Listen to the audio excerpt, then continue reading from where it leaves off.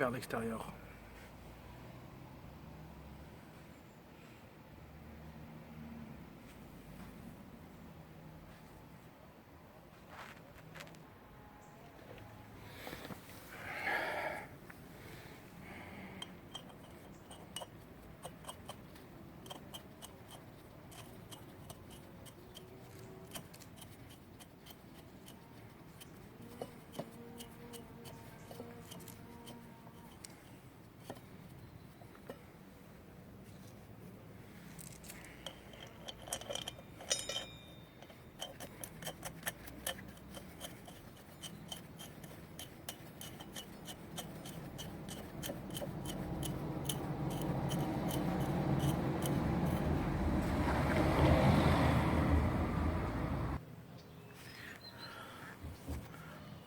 Pignon de sortie de boîte. Clé de 14.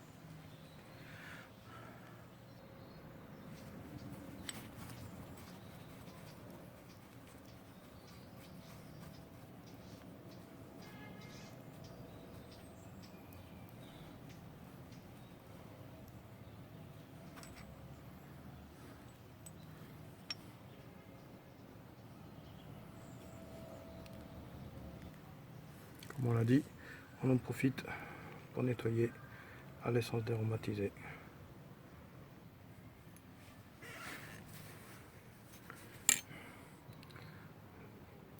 Mise en place du nouveau pignon, toujours pareil, la marque vers l'extérieur.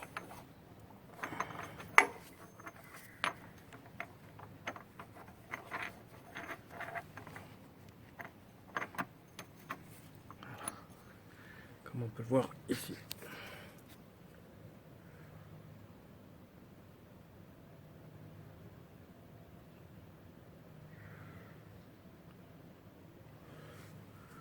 Mise en place de l'écrou.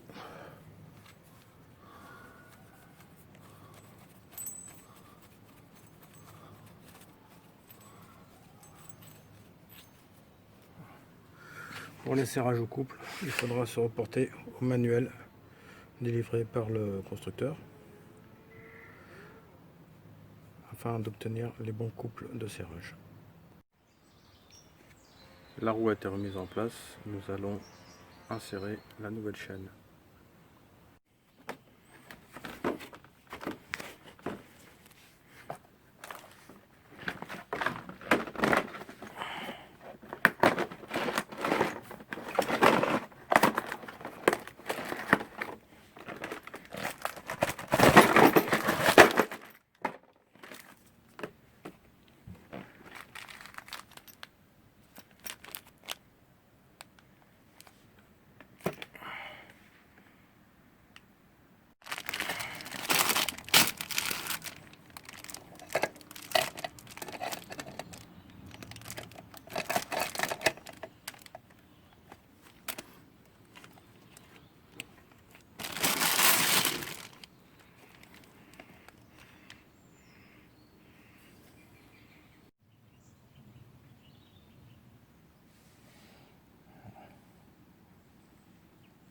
Le graissage a été effectué sur les joints toriques également. Les joints toriques, on va les mettre sur le maillon.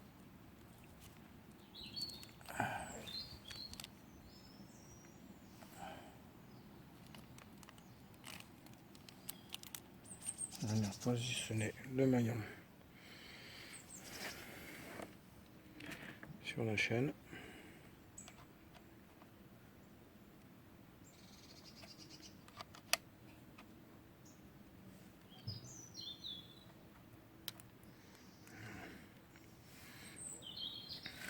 Les deux derniers joints toriques également, on va bien les graisser.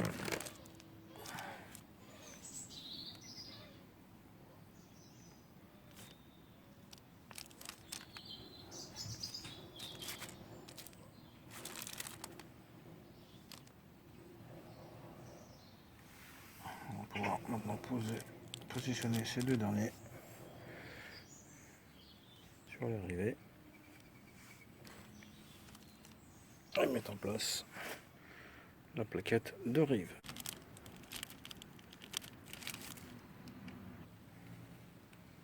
nous allons pouvoir procéder au rivetage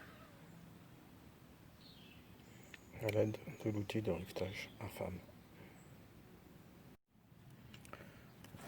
Bon, il nous faut la clé à laine de 5, le pied à coulisse et une clé de 30. Une fois l'outil positionné tel quel, on va y aller quart de tour par quart de tour,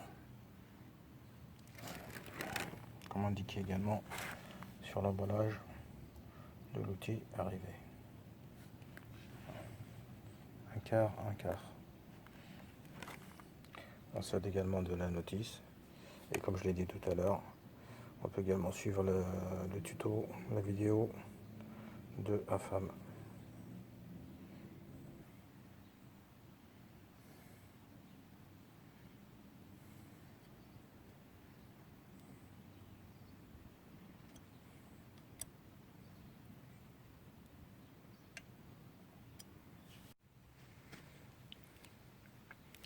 Rivetage, celui de gauche a été fait, celui de droite est encore à faire. On peut voir la différence. Donc on effectue de telle manière, on repositionne les petites tétines qui vont se mettre à l'intérieur. On pourra bien le voir comme ça. Hop. Voilà. Et donc on va faire un serrage, toujours par quart de tour pour la vidéo du bas, jusqu'à ce que la tétine soit complètement entrée dans le rivet.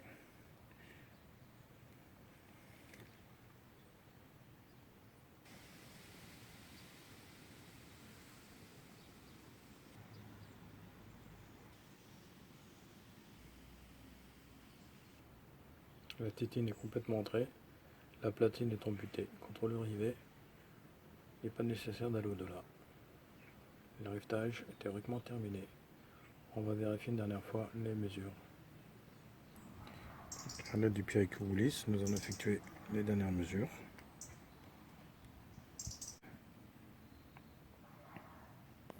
De 86, de 87.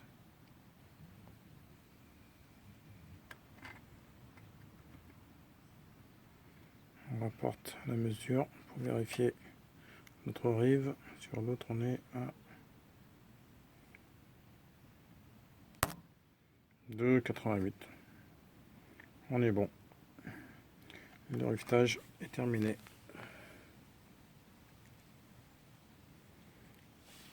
Il ne reste plus qu'à effectuer le réglage de la tension de la chaîne, comme préconisé toujours par le constructeur. On va serrer la roue au couple, serrage de la couronne, toujours avec notre fameuse cale pour bloquer la roue. Et nous effectuerons également le blocage du pignon de sortie de boîte, puis remontage des caches, des carters en fait. Voilà, on peut considérer que c'est terminé.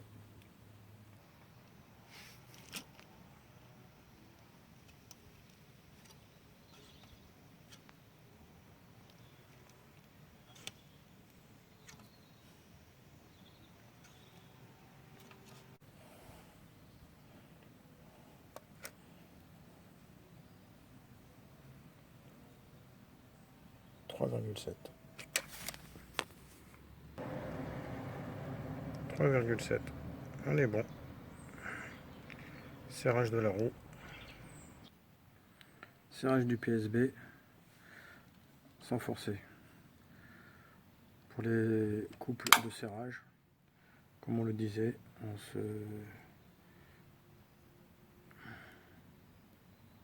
on se rapportera au manuel du constructeur, aussi bien pour le PSB que pour la couronne.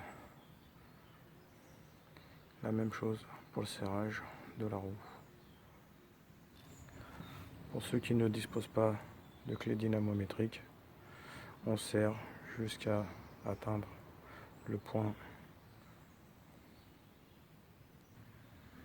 toujours sans forcer et toujours en respectant le serrage en croix.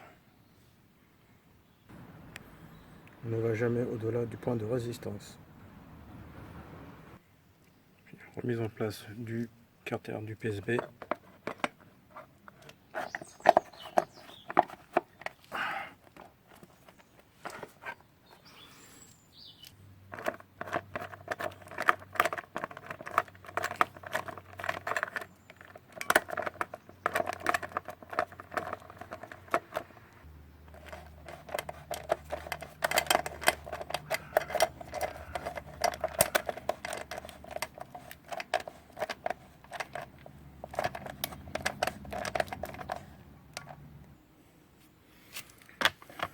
Remise en place du carter porte-chaîne.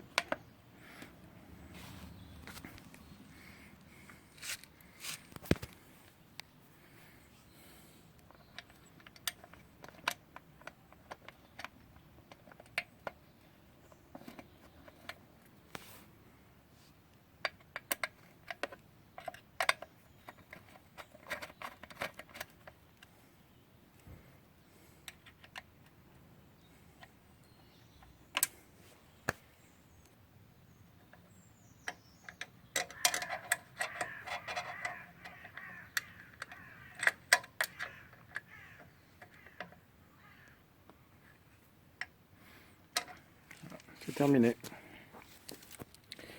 Il faudra effectuer un premier contrôle de la tension de la chaîne et un graissage également au-delà des 500 km de rodage. Donc après 500 km, revérifier la tension de la chaîne et la regraisser. Voilà, ce tuto est terminé. Merci.